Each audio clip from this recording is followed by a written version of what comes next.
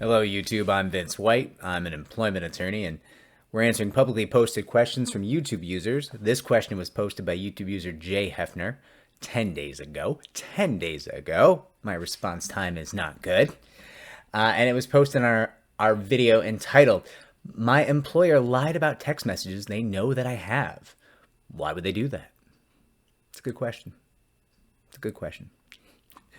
All right. Jay Hefner asks us, the royal we, the royal us, when is it a good time to go to the media for a case? And then he has 4 additional questions below that. 1, from the lawyer's perspective, when is it a good time? 2, from the client's perspective, when is it a good time? 3, if it is a company that affects the community, like a sewer company or electric company in a city that has a monopoly, could threaten that company with media up a settlement value. 4, should media wait for a trial date? Okay, so one of the things I want to do in this video is push you away from the idea of speaking to the press to increase settlement value, because that line of thinking is too close for comfort to the idea of blackmail, right? Blackmail is unethical, is frowned upon by the Bar Association, and is potentially illegal, depending on how you go about it.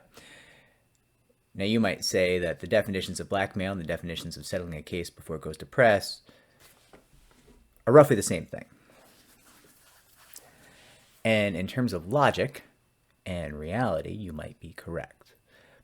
But in terms of how ethics professors and the Bar Association view that, and potentially even prosecutors,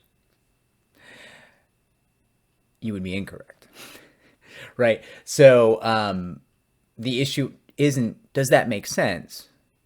The issue is, will they harm you if you do the thing, right? So we need to move away from the idea of blackmail or anything blackmail adjacent, like give me extra money to not go to the press. Do not say that.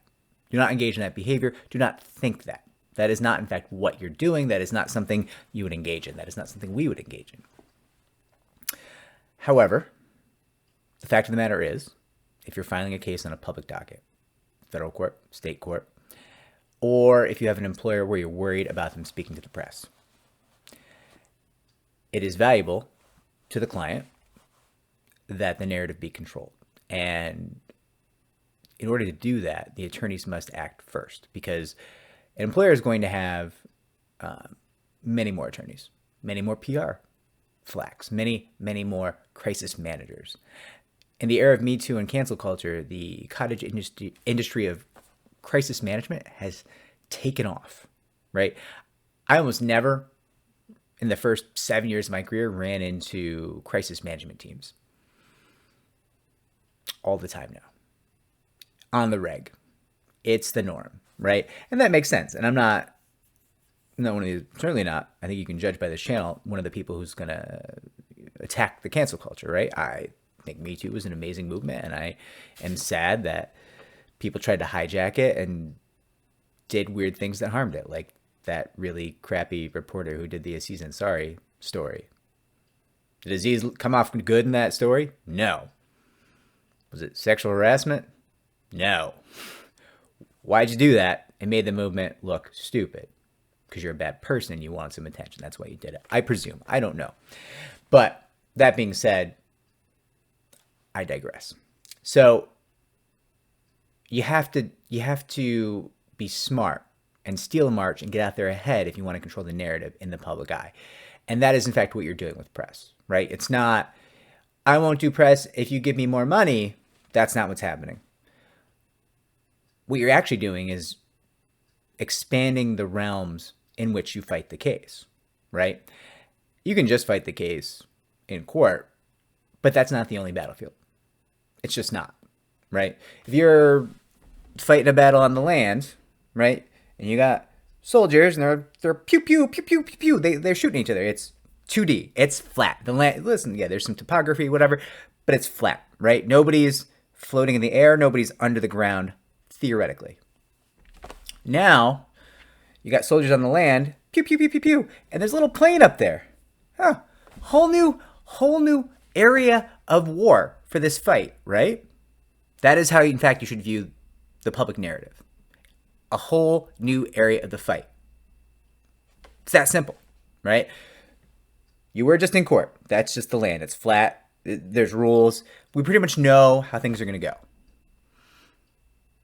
Now, there's a whole new realm that you have to control for your client's benefit. And attorneys should be paying attention to this, right? Like, there's definitely attorneys like, oh, I don't do that. I don't speak to the press. Cool. How does it feel fucking your client, right? Like, what are you talking about? Do you take a job as a plumber and then just be like, oh, but yeah, but I don't do toilets. Okay. Good luck with that. What are you talking about? It's part of the job. Like, this is important. This is something you have to do to safeguard your client's future. This is a realm of combat in this field. That is what this field has grown into. You can't just be the nuts and bolts litigator anymore. That's not going to cut it. It's not enough. So to answer your first question, Jay Hefner, when is a good time to go to the media is whenever your attorney needs to go to the media to head off whatever she or he thinks the employer is going to try to do. Now, you'll push that from the lawyer's perspective as late as you can, safely, because once you do press, it's out of the bottle, right? And sometimes employers will come to plaintiffs and they'll say, hey, I want to get this settled before this gets out, right? And if you've already done press, they can't do that anymore. You can't put press away. Once press is done, it's done.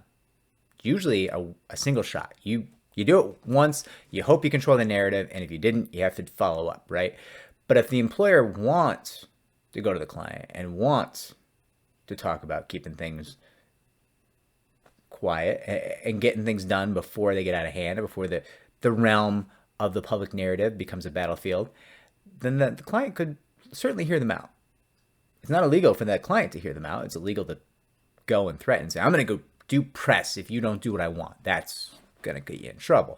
But if the employer comes and says, hey, it's heating up, and I really just don't want to see this get out of hand. I don't want to see it in the papers, getting us bad focus groups, getting us negative attention as a company, dropping our stock price, impacting your career, plaintiff, right? There's a lot of reasons why, the employer might claim they want to get a case settled before it gets out of hand.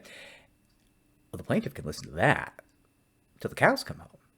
She or he may or may not find that compelling, but if someone wants to talk about giving you money, I urge you to listen.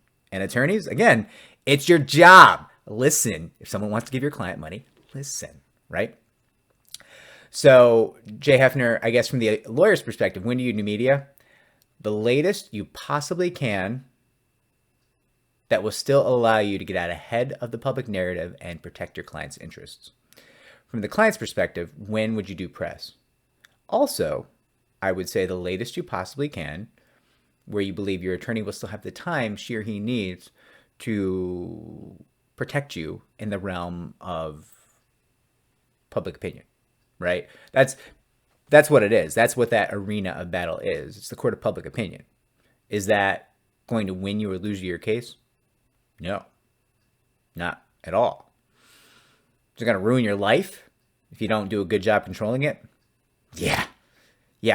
Monica Lewinsky. Yeah, great example. Good person. Really didn't do anything wrong from my perspective. You go, oh, she fooled around with a married man. Okay, whatever. She was like 20 or whatever, and it was the president. Listen, if I was 20, Bill Clinton would fool around with me. I'm not even into dudes. Might say yes. It's a pretty powerful guy. I don't know. I assume it's very affirming. So if you want to go after her and say she did a bad thing, you're out of your mind. You're holding her to a standard you can't hold anyone else to.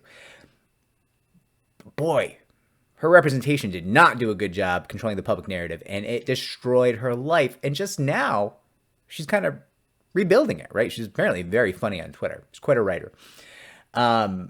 So that's a good example of somebody who didn't control the narrative properly, or whose counsel. I don't know if she even had counsel, but whoever was representing her or should have been representing her should have done a better job of that narrative. So from the lawyer's perspective, from the client's perspective, the answer is always as late as you can and still do a good job. Now, the third question here is, if it's a company that affects the community, like a sewer or electric company, so like a public utility, I think, could threaten that company with media up a settlement value. In small communities, maybe. In large communities, no. Like if you go after the MTA in New York City, right? And you're like, you impress, the MTA doesn't care.